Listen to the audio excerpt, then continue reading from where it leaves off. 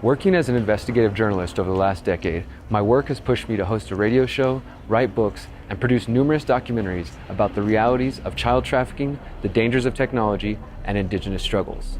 Now, I aim to uncover whether there exists a network of individuals and institutions which ties these issues together.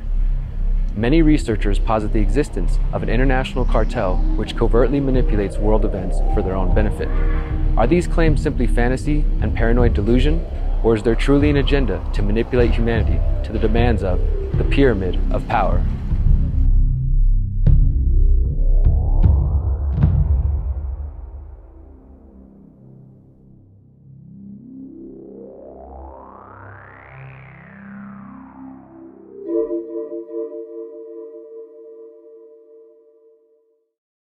Chapter 3: Big Tech. By now, most viewers will be familiar with the well-publicized problems of social media. It's purposefully addictive, produces jealousy, insecurity, and depression in some people, and the big socials sell your data for a profit.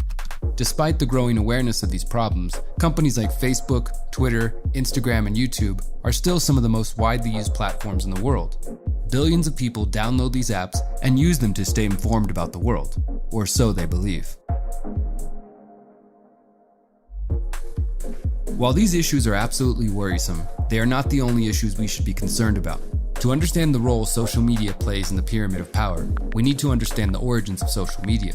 More specifically, we need to understand the origins of the big tech giants behind social media. The big tech companies are the largest and most dominant companies in the information technology industry of the United States, namely Amazon, Apple, Google, Facebook, and Microsoft.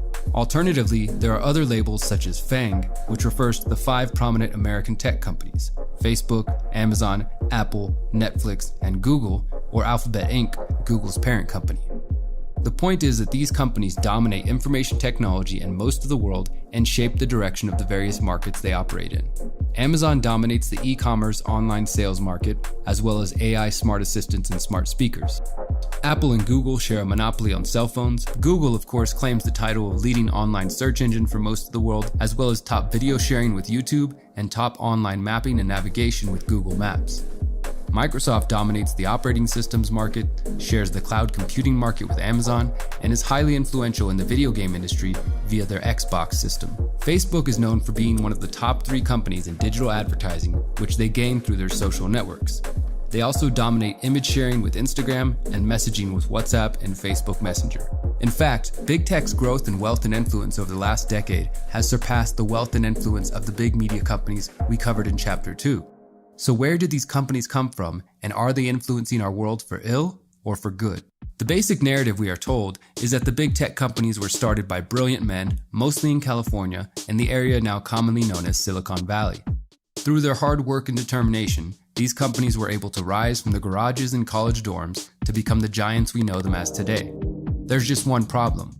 This version of events is cartoonish at best and an outright deception at worst. It's important to understand that nearly every big tech tool you use today was funded, in part, by the US intelligence community and supported in various ways by the US government itself. The rise of the big tech companies is not a fairy tale of free market success, but rather a dark and disturbing story of corporate welfare and deep ties to the intelligence community. In fact, most of the digital tools you use, including cell phones, GPS, and the internet itself, started out as tools for the military.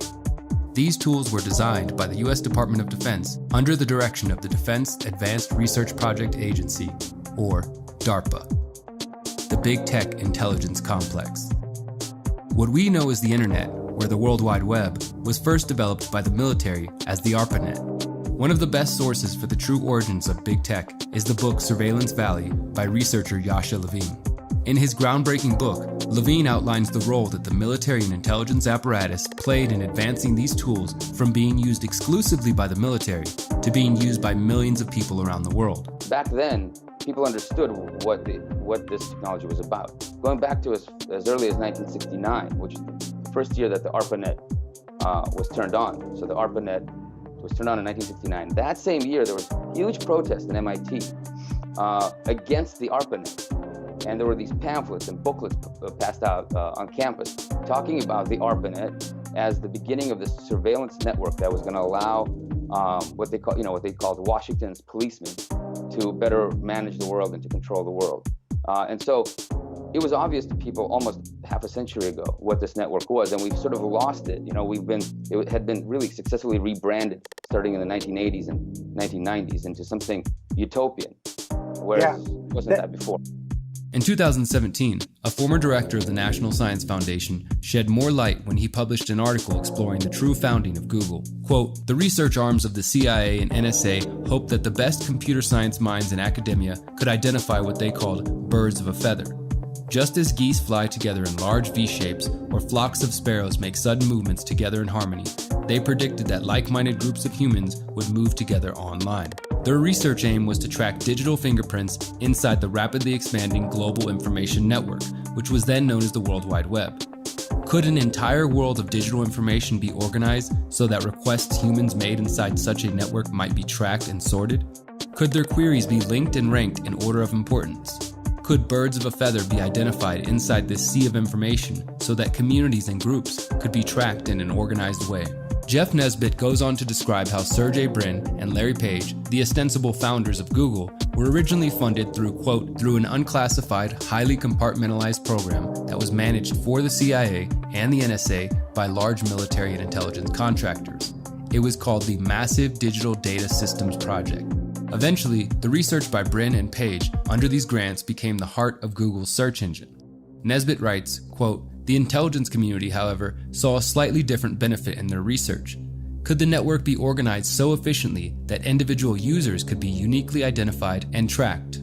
In 2014, more details emerged regarding the relationship between Sergey Brin, former Google executive Eric Schmidt, and the National Security Agency. A Freedom of Information Act request revealed that Brin and Schmidt were on a first-name basis with then NSA Chief General Keith Alexander. Additionally, Google was part of a, quote, "secretive government initiative known as the Enduring Security Framework," and this initiative involved Silicon Valley partnering with the Pentagon and U.S. intelligence community to share information at network speed. The connections between Google and the intelligence firms that have spent decades spying on the public, infiltrating the public school system, and establishment media also involve the CIA's venture capital firm, In-Q-Tel. For example, we know that the software that would become Google Earth was born out of technology originally developed by the company Keyhole Incorporated, which itself had a close relationship with the US intelligence community. However, Google was not the only big tech firm who maintained a relationship with In-Q-Tel. Facebook executives also had close ties to CIA venture capital firm In-Q-Tel. Journalist James Corbett reports. Publicly, In-Q-Tel markets itself as an innovative way to leverage the power of the private sector by identifying key emerging technologies and providing companies with the funding to bring those technologies to market. In reality, however, what In-Q-Tel represents is a dangerous blurring of the lines between the public and private sectors in a way that makes it difficult to tell where the American intelligence community ends and the IT sector begins. Two of the names that come up most often in connection with In-Q-Tel, however, need no introduction: Google and Facebook. The publicly available record on the Facebook In-Q-Tel connection is tenuous. Facebook received $12.7 million in venture capital from Excel, whose manager, James Breyer, now sits on their board. He was formerly the chairman of the National Venture Capital Association, whose board included Gilman Louie, then the CEO of In-Q-Tel. The connection is indirect, but the suggestion of CIA involvement with Facebook, however tangential, is disturbing in the light of Facebook's history of violating the privacy of its users. Around the time Facebook was launched, a similarly themed government project was coming to an end. LifeLog was a project of the Information Processing Techniques Office of DARPA, designed, quote, "to be able to trace the threads of an individual's life in terms of events, states, and relationships, with the ability to take in all of a subject's experiences from phone numbers dialed and email messages viewed to every breath taken, steps made, and place gone." USA Today reported that, quote, "cameras and microphones would capture what the user sees or hears. Sensors would record what he or she feels. Global positioning satellites would log every movement. Biomedical sensors would monitor vital signs. Emails, instant messages, web-based transactions, telephone calls, and voicemails would all be stored. Mail and faxes would be scanned. Links to every radio and television broadcast heard and every newspaper, magazine, book, website, or database seen would be recorded." DARPA contractors stated that LifeLog software, quote, "will be able to find meaningful patterns in the timetable to infer the user's routines, habits, and relationships with other people, organizations, places, and objects. Ultimately, the program was abandoned because of surveillance fears. On February 4, 2004, Wired magazine reported that the Pentagon was abandoning the LifeLog project.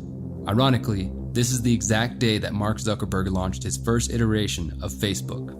LifeLog's creator Douglas Gage recently told Motherboard he feels that in many ways, Facebook has accomplished the goals of LifeLog. Quote, "I think that Facebook is the real face of pseudo-LifeLog at this point. I generally avoid using Facebook, only occasionally logging in to see what everyone is up to, and I have never liked anything." Another important note regarding social media and intelligence agencies relates to the 2013 revelations by Edward Snowden. According to one of the documents leaked by Edward Snowden, the British government maintains software for online persona management. The British government communications headquarters operates an elite unit known as the Joint Threat Research Intelligence Group.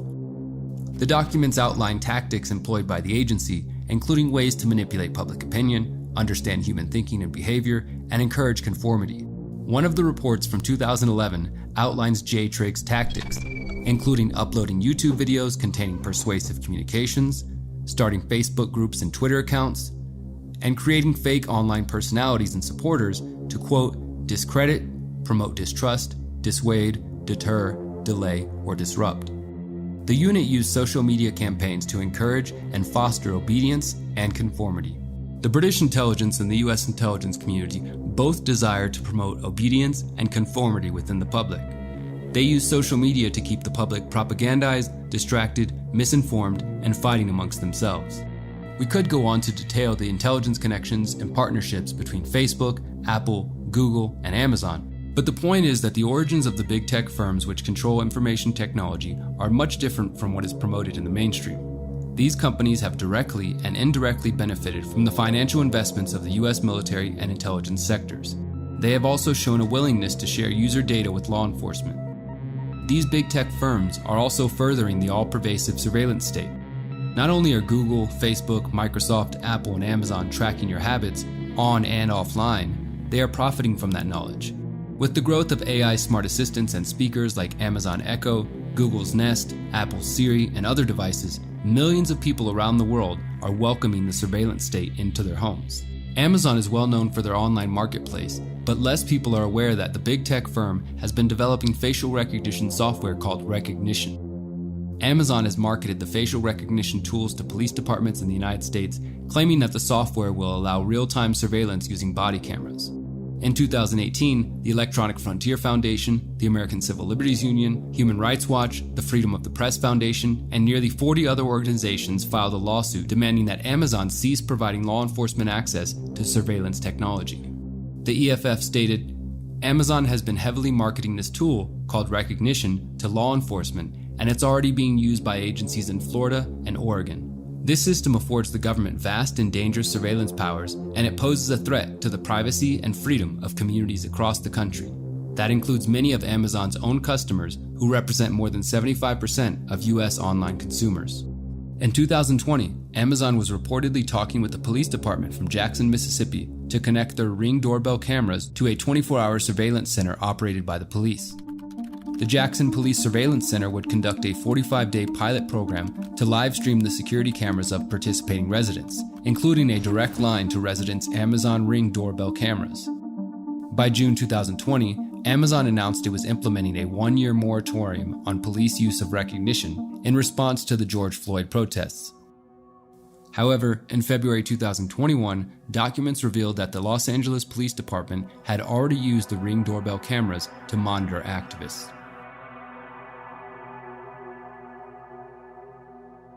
The big tech military-industrial complex.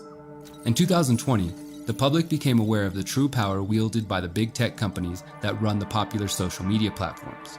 Facebook, YouTube, Instagram, TikTok, Google, and Amazon all sought to downrank, shadow ban, delete, and/or ban information that went against the accepted narratives for COVID-19, the 2020 election, and basically any other topic deemed controversial.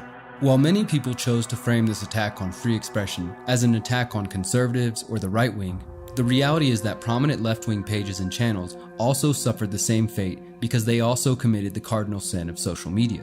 asking questions, and making claims not accepted by the so-called authorities. In short, if you ask too many questions and did not parrot the mainstream right or left-wing positions, it's highly likely you will find yourself demonetized or banned altogether. Some folks incorrectly argue that big tech is made up of private companies which have the freedom to decide what goes on their platforms. This argument ignores the wealth of evidence indicating the close relationship between big tech and US intelligence, as well as the seed funding received by many of the companies. Essentially, these companies would not be as monolithic as they are without the support of the government. They are hardly a representation of free market economics. Which brings us to the final point. These big tech firms often serve the purpose of reinforcing a particular narrative that is beneficial to the US government and intelligence community.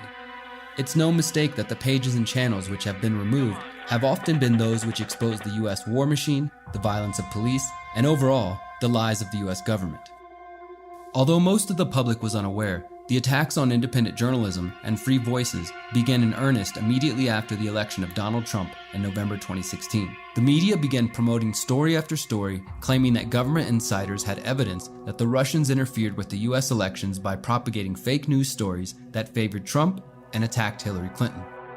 The Washington Post and other mouthpieces for the establishment ran with a report from the organization Prop or Not, which claimed to identify websites that were spreading fake news and possibly working as Russian propagandists.